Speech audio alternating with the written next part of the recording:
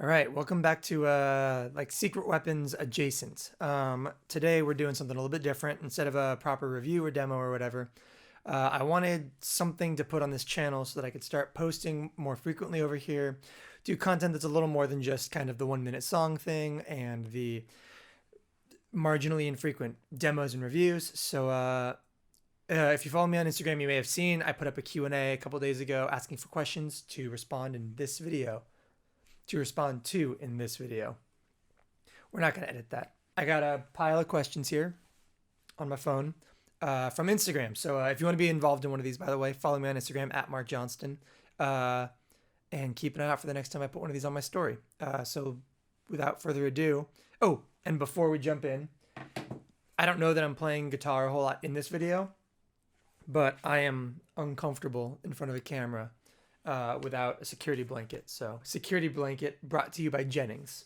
Okay, question 1. Do I prefer playing one very versatile pedal or a variety of more unique pedals? If you've seen my pedal boards, including the lack of multi-effects like helices or any of the Line 6 stuff or the Boss multi-effects or anything, I think it's safe to say that, I'm a big fan of individual pedals that do one thing really well. Things like the Thermae and the Mercury 7 and the Enzo. Like they're specific, they're fine-tuned, and it's not that other companies that do multi-effects don't do that stuff well. There's a lot of really good multi-effects things out there. It's just about using what inspires you. And for me, it's individual pedals. Those individual pieces have character in a way that I connect with very directly. I don't really do well with the multi-effects. I get option paralysis in a way that somehow doesn't affect me when I have a pedal board with like 15 complicated single pedals on there. I don't know why that is, but that's how I'm wired, and I would way rather prefer to play a variety of single-use pedals rather than one singular multi-effect that can do all of those things, probably easier. Looking for a dynamic fuzz. Any suggestions? No, I don't know fuzz that well. I would say if you want to be in that distortion fuzz environment, 1981 DRV, it's the best. The best. But in terms of like proper fuzz, I really like kind of muff style fuzzes. JHS makes the muffaletta. Contained within that muffaletta, there is one specific clipping option. It's just labeled like the JHS option. It's my favorite fuzz tone that I've ever played, specifically after a big modulated reverb. So you get that kind of shoegazy thickness and everything, but it's really woolly and it's really cool. So DRV or JHS muffaletta, but only for the one setting on the JHS muffaletta. Side note, if you know where I can get that exact same circuit outside of that multi-fuzz pedal, please let me know, because I love that sound. Okay, next up we have favorite transparent overdrive. And it's kind of tied in with another question, which is cheating, but we'll allow it. Favorite transparent overdrive and Specular Tempest or Strymon Big Sky. This is the M Drive by Emerson. The M Drive by Emerson is very transparent. I mean, you can tell there's volume and gain. I have the version 2 also with the tone control, but for the purposes of transparent overdrive, I like this a lot. Let's plug it in and play with a little bit of gain on that, okay? Oh, this actually works out really well too, because we have the Specular Tempest on the board, which is my choice over the Big Sky, mostly because I own one, also because GFI makes really great stuff. It's a smaller footprint, it's lower milliamp draw, the sounds are amazing, the delay modes are great. I love it as a delay just as much as I love it as a reverb, but even the crossover modes are really good, as you can hear right now.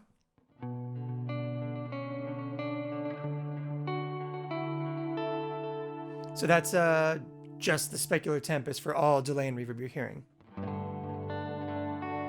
In mono, because we are recording everything on my Apollo Twin with 2 inputs, and this is one of them. So you know how it sounds in stereo. In the description, I'm going to include a link to my demo for the GFI Specular Tempest cross promotion. Let's hear the M Drive.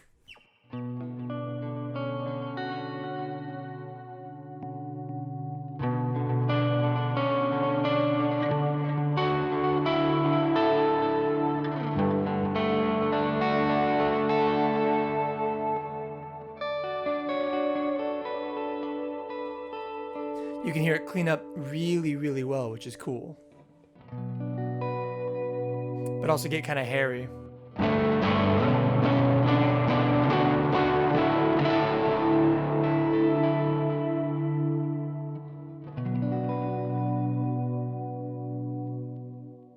Next question.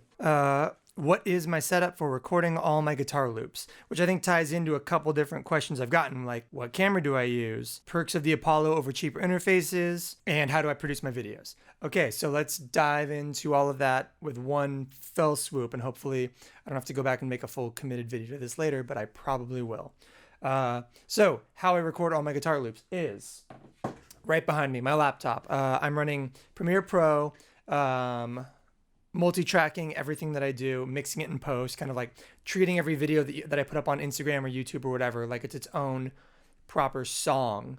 You track everything separately so you can EQ, mix, and compress and everything in post and get it sounding exactly how you want it to.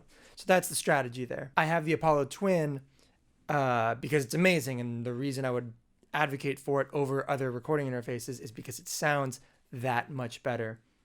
I was recording on PreSonus, really cheap PreSonus gear for a while, and it's great. It's good for starting out. I bought mine for like $40 on Reverb, and I recommend it to anybody who asks, like, go buy a PreSonus audio box USB, the stereo 2-input version.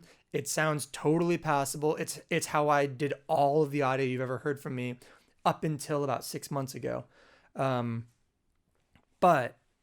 now that I've made that jump up to the Apollo Twin, I can't go back. It sounds so good. The preamps are amazing. The audio conversion's so good. And the console app, which is how I'm EQing, compressing, driving my microphone and my guitar. The guitar really is just getting a little bit of compression, and the Neve 1073 channel strip plugin, just stock, no changes or whatever. It's just to give it some color and some grit. It sounds amazing. It sounds really good. I can hear a strong and discernible difference between the two recording interfaces, and I'm so happy with it. And when people ask me about it, I tell them, like, I'm mad that no one told me to upgrade my interface earlier. I spent so much time buying new drives and new preamps and new delays and reverbs and all these other things when I really needed to invest in my home recording stuff. And so I'm glad that I have. Favorite SoCal craft beer. So I'm in Northern California, not Southern California. I know some SoCal beer stuff, but I'm much more into the NorCal beer scene, especially when it comes to IPAs, especially when it comes to the rare form that is non-hazy, non-Northeastern IPAs. I'm a big West Coast IPA person. My favorite beer in the world is Russian River's Pliny the Elder, of course. But because that's such an obvious answer, let's instead talk about Track 7's Panic. This is my favorite Sacramento beer. It's one of my favorite, it's probably top 3 beers for me in the world. It is fantastic. It is more or less a Pliny clone. I hope that's not blasphemous or offensive or inaccurate in any way, but to my taste buds, this is basically the next best thing to Pliny. One, look at that can. Sorry, microphone. And 2, let's do some ASMR.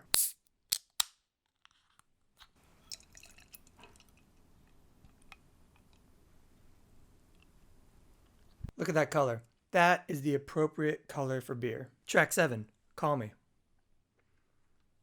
Next question. I'm without the guitar now. I'm nervous. What is the first pedal I got super into? Despite my unending and very public love of reverb, the first pedal I got really, really obsessed with, like really deep down obsessed with, was the Old Blood Noise Endeavors Black Fountain Oil Can Delay. The knobs demo just absolutely captivated me. I love the sounds. I loved the tone, the craziness. What's interesting is even more than the knobs demo, the Andy Othling kind of pseudo demo thing that he did back in the day for this pedal was absolutely amazing. His super ego organ mode clip that he did, it's like 3 seconds of his entire video, but that sound became something that was like, that is what I want modulation to sound like. And I love dark analog warm repeats. And this stands up all these years later as an absolutely incredible, incredible delay pedal. Let's listen to it.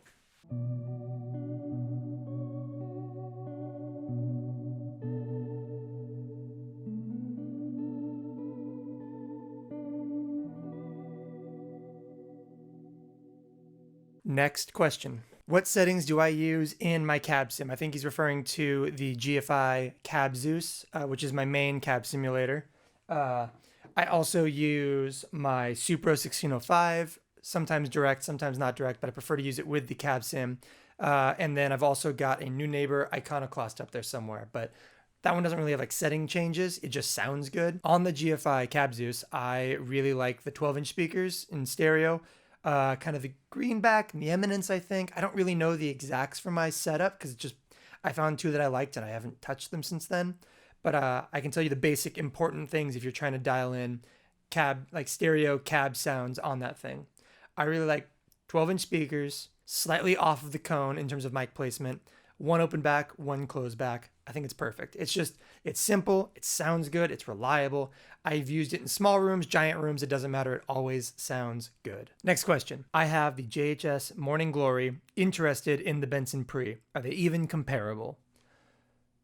No, not really. I'm under the impression that the Morning Glory is more of a blues breaker, which is a circuit that I really, really like, but it's not the same thing. When it comes to blues breaker style circuits, I really like the Brown Amplification Protein. The Blue Side is an amazing blues breaker style overdrive, similar to the Morning Glory. I really like that into a preamp and a direct in rig. I think it's great for that kind of classic like rock and roll tone into a little bit of a broken up amp.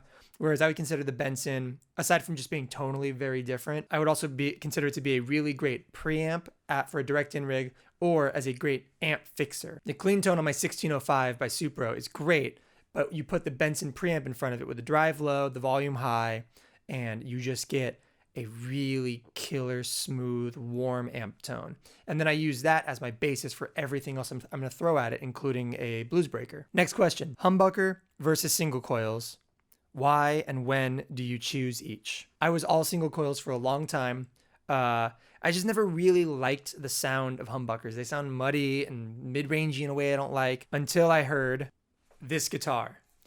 These pickups are McNelly Stagger Swaggers in this Jennings, and these are underwound humbuckers. They are kind of stratty and articulate, and they sound incredible, and I really, really love them. They're the only thing that I would play that rivals the fun of playing single coils. Now, why I would choose one over the other is single coils are articulate and chimey and lower output usually, and I love all of those things. The reason I would choose this is, one, you've heard it sounds amazing, but two, in my home studio, let's listen to two distinct sounds really quick.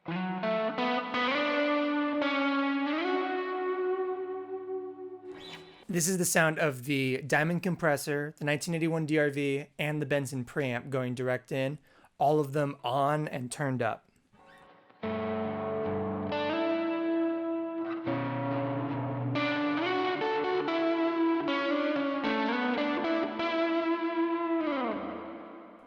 And now let's listen for the noise floor.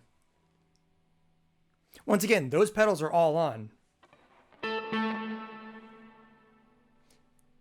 Now let's hear my Jaguar.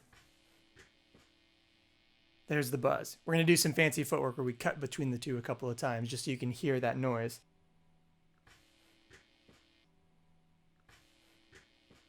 It still sounds amazing.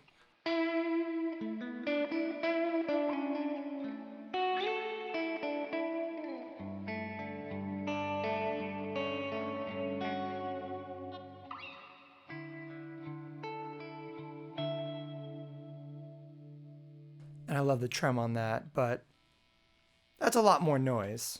Next question. Is it best to have two different preamps, i.e. Benson and Condor, for an ampless rig? Yes, kind of.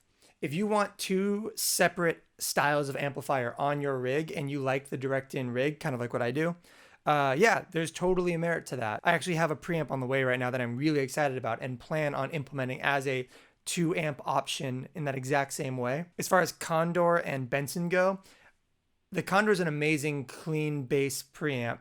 I like it even more as a EQ fixer after preamps. The additional mid control really opens up the tone in cool ways. But yes, I think it's a great option. I think that two different good preamps, when you know what your drive tone is going to sound like, and you've got your good IR loader or cab sim or whatever, it's awesome. Next question, Cab Zeus versus IRs. Cab Zeus, because I don't have IRs. I don't have an IR loader. I'm not crazy about amps in my DAW. I like the Cab Zeus. I think it sounds great. It's convenient. I can take it everywhere. I use it live. I use it in the studio. I'm not going to switch. All right, next question. 2 overdrives, 1 modulation, 1 delay, 1 reverb. What would be my favorite picks for each of those categories? Overdrives, 1981 DRV, Benson preamp. Modulation, New Neighbor Inspire chorus. 1 delay, 1 reverb. Delay is Chase plus Therme, obviously. And reverb is Mercury 7. Quiet 3 Prelude. Prelude.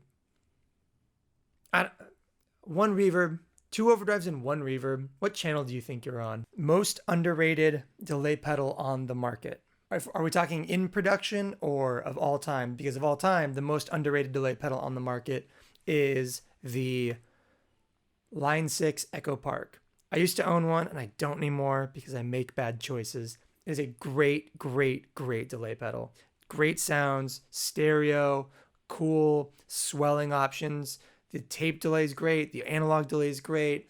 It's a good small format delay pedal. But if you're in the market for an underrated delay pedal that isn't discontinued by like a decade, I would say that honestly, the Eventide Rose is really underrepresented for what it's capable of. It is an absolutely amazing sounding analog delay with a ton of power inside of it, despite the Ed Hardy graphics. It's really good. It's so good that we're gonna close this episode out by just kind of drifting off in reverse half-speed analog delay goodness. So thank you for watching. If you enjoyed this, please let me know. Leave a comment, hit the like button, send it to a friend, post about it on your Instagram story and tag me. I don't know. I like making longer format content over here, and I need more excuses to do so. So if this is the kind of thing that you would like to see more of, if you have any questions that you would like to see answered on this show, please let me know. We'll do gear comparisons, pedal pairings that might be really cool. If you've got questions about any of that stuff or